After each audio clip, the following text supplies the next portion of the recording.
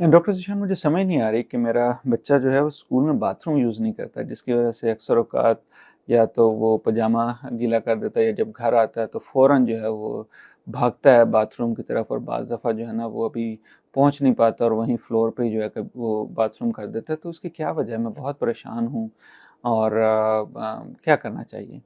इसकी बहुत वजूहात हो सकती हैं कि बच्चों के स्कूल में बाथरूम ना यूज़ करने की वजह से। बाज़ दफ़ा बच्चे एंग्ज़ायटी की वजह से करते हैं, उनको ये होता है कि दूसरे बच्चे पता नहीं क्या सोचेंगे, और इतने सारे कि बाकी बच्चे क्योंकि यूज़ कर रहे होते हैं, कोई हाथ धो रहा होता है, तो वो बच्चे जो हैं वो बहुत ज़्यादा परेशान हो जाते हैं और वो पब्लिक प्लेसेस पे यूज़ नहीं कर पाते। कुछ बच्चे ख़ास तौर पे जिसमें ऑटिज़्म के बच्चे होते हैं कि उनमें ना वो लाउड नॉइज़ से, मतलब कोई भी ऊँची आवाज़ हो, सो उससे वो बहुत ज़्यादा डर जाते हैं, और जैसे ही मतलब फ्लश होता है, तो फ्लश की आवाज़ से वो बहुत ज़्यादा डर जाते हैं, तो इस वजह से वो यूज़ नहीं कर पाते। बाज़ लोग बच्चे उनको हम बोलते हैं कि कोई भी जो कोई क्लोज़्ड स्पेस हो, जिसको हम अगोराफ़ोबिया बोलते हैं, कि जिसमें बच्चों को कोई ऐसी जगह के जहाँ पर मतलब आपको बाहर निकलने का कोई रास्ता ना हो, खुदा ना ख़ास्ता कुछ अगर हो जाए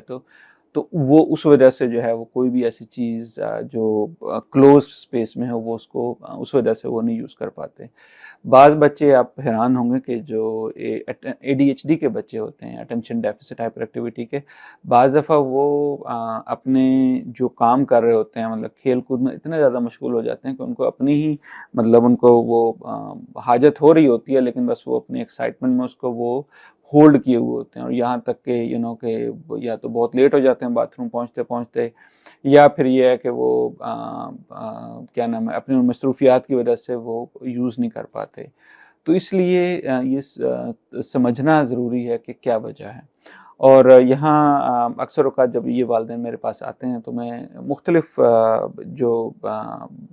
तजावीज़ पेश करता हूँ। एक तो ये होता है कि बाज़ दफ़ा जिस तरह बाज़ बच्चे जो बहुत ज़्यादा शाय होते हैं या जो पब्लिक प्लेसेस को यूज़ नहीं कर सकते, तो मैं बाज़ दफ़ा फिर टीचर्स को कहता हूँ कि अगर वो बजाय इसके कि वो जो मेन जो बाथरूम होते हैं बच्चों के लिए, अगर बच्चा थोड़ा कंफर्टेबल फील करता है, तो वो टीचर वाला जो है ना बाथरूम के जो ऑफिस में है एक होता है, और बाकी बच्चे एक वक्त पे इस्तेमाल नहीं कर रहे होते, तो वो इस्तेमाल हम कर सकते हैं। दूसरी चीज़ ये होती है कि बाज़ दफ़ा बच्चों को हम ये कहते हैं कि जो बच्चे मतलब जैसे मैंने एडीएचडी का बताया कि वो बच्चे अब खेल कूद में इतने ज़्यादा मसरूफ़ हो जाते हैं कि वो उस वजह से यूज़ नहीं कर पाते, तो उनके लिए हम कहते हैं जी कि हर 3 घंटे बाद बच्चों को कहें जी कि आप बाथरूम ब्रेक लें, और उसमें अगर आपको हाजत नहीं भी महसूस हो रही, तो आप कम से कम 5 मिनट के लिए वहाँ पे बैठे रहें, ताकि ना वो एक शेड्यूल में उनको ये आदत बन जाती है। और ज़ाहिर बात है, जब बच्चे जाते हैं वो बाथरूम के लिए बैठते हैं, तो अक्सर औक़ात जो है ना वो जो उनकी एक्टिविटीज़ की वजह से जो वो नहीं कर पाते, तो उनके लिए आसानी हो जाती है। इसी तरह जो लोग बहुत ज़्यादा लाउड नॉइज़ से मतलब होते हैं कि फ्लश की वजह से, तो उनको बाज़ दफ़ा हम अमेरिका में हम ये तजवीज़ करते हैं कि बाज़ दफ़ा हम बच्चों को कहते हैं कि वो जो नॉइज़ कैंसलेशन हेडफ़ोन होते हैं, बाज़ दफ़ा हम वो भी तजवीज़ करते हैं। तो इसलिए ज़रूरी है कि बच्चों को समझा जाए, क्योंकि मैंने 1-2 केसेस देखे कि जिसमें स्कूल वालों ने कहा जी ये तो बच्चा ऐसे ही, इसने ड्रामे बनाए हुए हैं ना इस्तेमाल करने के, और इसको जो है ना हमने मजबूत करना है, इस चीज़ को बच्चे को सिखाना है, और बच्चे को ज़बरदस्ती जो है वो